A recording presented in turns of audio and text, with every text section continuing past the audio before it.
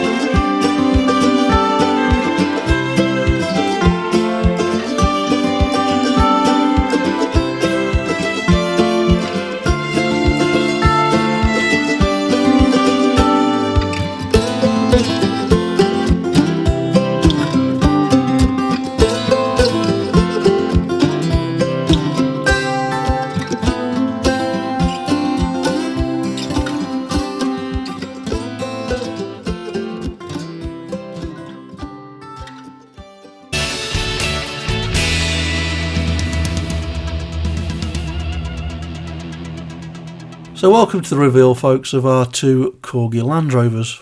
They are the 109 wheelbase Land Rovers. The model numbers are the 351 and the 438. One of the Land Rovers has been done with a Vauxhall Caribbean blue body, and the other has been done with a Ford Metropolis blue.